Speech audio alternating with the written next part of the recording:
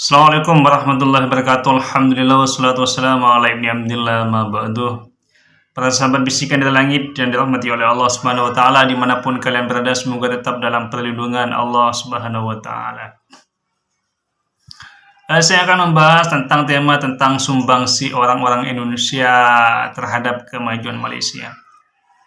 Seringkali saya ketika berbicara tentang tidak menguntungkan negeri Malaysia, misalkan saya sering dihujat oleh para penonton Malaysia itu sendiri, sehingga seakan-akan saya dianggap tidak objektif dalam menilai suatu negara atau dalam menilai fenomena-fenomena sosial. Sedangkan saya selalu berusaha untuk bersikap objektif dalam menilai persoalan-persoalan sosial, fenomena sosial, lebih-lebih mengenai menyangkut masalah persoalan negara orang. Kita tidak bisa dinafikan bahwa banyak kemajuan-kemajuan Malaysia tersebut yang disebabkan oleh bantuan orang-orang Indonesia. Mari kalau kita lihat misalkan Perdana Menteri ini keturunan mana, Perdana Menteri ini keturunan mana, mereka tidak akan jauh-jauh bahwa ras, suku dan darah mereka itu adalah memang ras suku orang-orang Indonesia. Siapa yang membangun yang membangun banyak bangunan-bangunan di Malaysia misalkan, ya itu memang kebanyakan orang-orang Indonesia. Siapa yang mengajarkan tentang Sidi Ghazalba, para guru-guru yang ada di Malaysia pada awal-awal kemerdekaan Malaysia misalkan?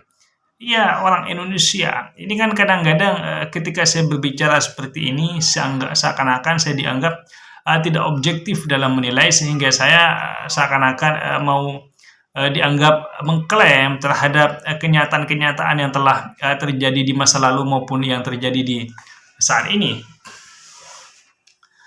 Kenapa saya katakan bahwa yang banyak melakukan pembangunan di Malaysia itu adalah orang-orang Indonesia? Karena memang orang-orang Malaysia itu sendiri tidak mau bekerja keras, tidak mau bekerja kasar, sehingga yang mengerjakan tentang bangunan-bangunan tersebut adalah orang-orang Indonesia itu sendiri. Kadang-kadang Bangladesh, Pakistan, India, karena memang orang-orang Malaysia tersebut mungkin lebih senang bekerja di kantoran daripada menjadi buruh kasar. Para sahabat bisikan dari langit yang dirahmati oleh Allah Subhanahu wa taala. Kita tidak bisa dipungkiri bahwa Indonesia ini adalah kakak bagi sebuah negara Malaysia tersebut. Sehingga bagaimanapun mereka banyak belajar di awal-awal kemerdekaan kepada negara Indonesia. Walaupun di kemudian hari mungkin secara nilai tukar uang Malaysia jauh lebih tinggi nilainya daripada nilai uang Indonesia, karena memang di kemudian hari Indonesia mengalami krisis yang sangat luar biasa, krisis moneter, korupsi merajalela di mana-mana, ketidakjujuran terjadi di mana-mana, sehingga menjadi efek terhadap naiknya ekonomi dan melonjaknya ekonomi di negeri tercinta tersebut ini.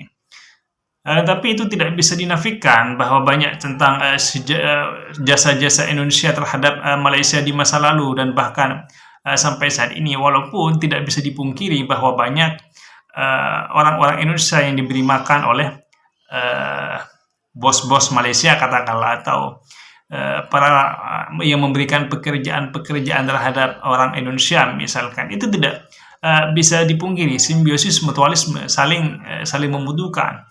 Orang Indonesia membutuhkan orang Malaysia, Malaysia juga membutuhkan orang Indonesia, sehingga simbiosis mutualisme tersebut berlanjut pada hari ini hingga yang menjadi tenaga kerja itu bukanlah Malaysia ke Indonesia, tapi Indonesia ke Malaysia.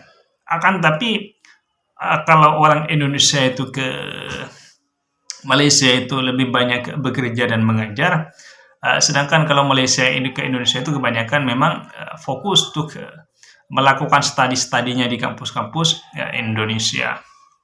Wallahu alam.